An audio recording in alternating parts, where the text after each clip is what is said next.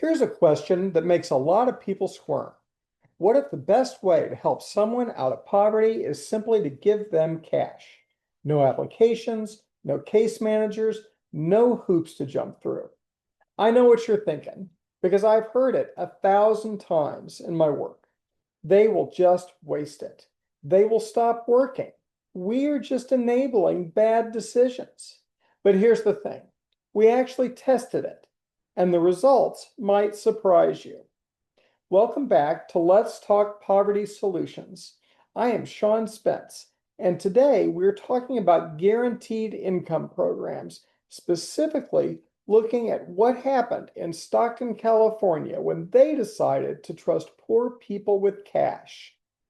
In 2019, Stockton launched something called the Stockton Economic Empowerment Demonstration, SEED for short. Pretty straightforward concept. Give 125 residents $500 every month for 2 years. No strings attached. No restrictions on how they could spend it.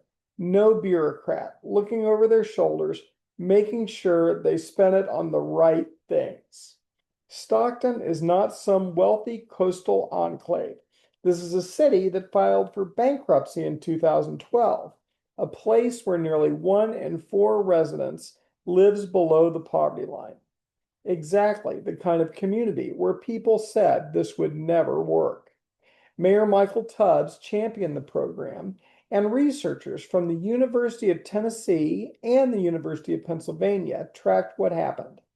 They compared the 125 recipients with a control group of similar residents who did not receive the money. What they found challenges pretty much every stereotype about poverty and poor people. Let me tell you about Lorraine Paradela. She was working part-time at Macy's when she got selected for the program. That extra $500 did not make her quit her job. It did the opposite. It gave her the breathing room to look for better work. She ended up finding a full-time position with benefits. And Lorraine was not some exception. Recipients were actually more likely to find full-time employment than the control group.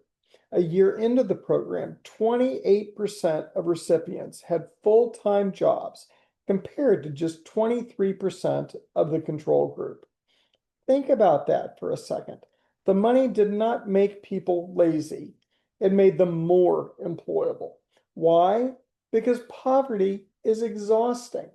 When you're constantly worried about keeping the lights on, when you're skipping meals so your kids can eat, when you are lying awake at night doing mental math about which bill you cannot pay this month, that takes a toll. Hard to nail a job interview when you are running on empty. Hard to show up as your best self at work when you are drowning in stress. The guaranteed income gave people what they needed most: stability, a foundation. The employment numbers tell part of the story, but not even the most interesting part. Recipients showed real reductions in anxiety and depression. Their financial ups and downs decreased dramatically. They were better able to handle unexpected expenses without everything falling apart. More likely to have full-time jobs by the end of the study. And here's something that surprised even the researchers. They used the money primarily for essentials: food, utilities, transportation, clothing. The top spending category: food. Not drugs, not alcohol, not flat screen TVs, food. Think of poverty like trying to drive a car that keeps sputtering and running on fumes. You can be the most skilled driver in the world, but if your car keeps stalling out, you are not going anywhere fast. Every bit of your attention goes into just keeping the engine running. You cannot think about the best route or making good time. You are just trying not to break down on the side of the road. The guaranteed income was like giving people a reliable vehicle. Suddenly, they could focus on where they were going instead of just surviving the journey. Since Stockton's experiment, Dozens of cities have launched similar pilots. Los Angeles, Newark, Atlanta, Minneapolis, Richmond. The list keeps growing. Some are even more generous than Stockton's program. Some target specific populations, but they are all testing the same basic idea.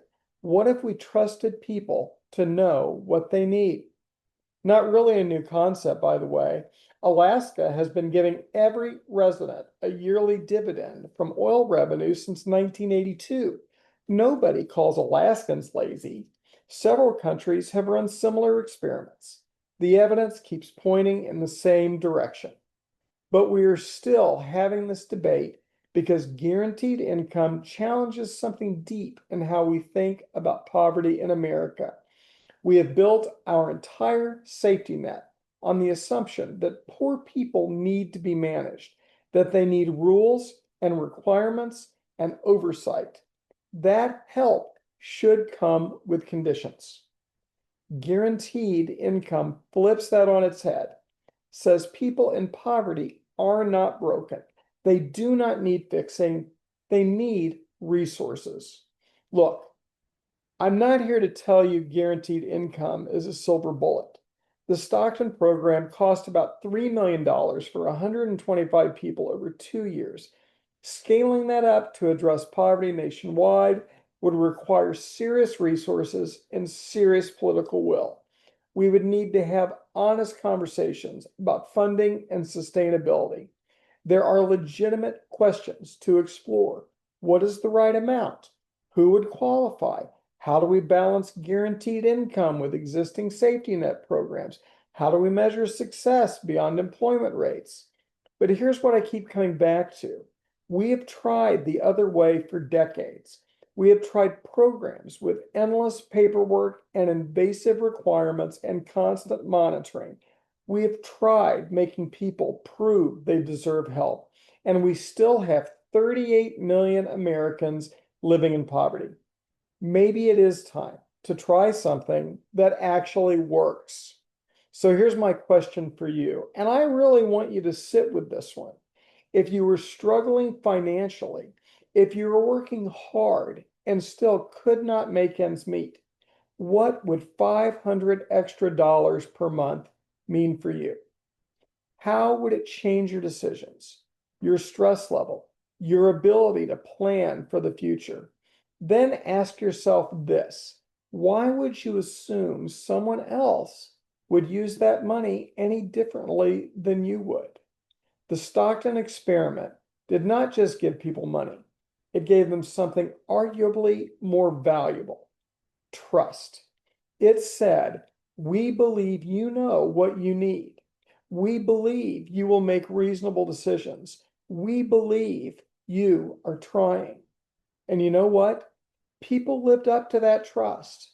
Maybe the real question is not whether we can afford guaranteed income programs. Maybe it is whether we can afford not to try. Until next time, this is Sean Spence reminding you that poverty is not a character flaw, it is a lack of cash. And sometimes the solution really is that simple. Learn more at povertyactivist.com. Thank you.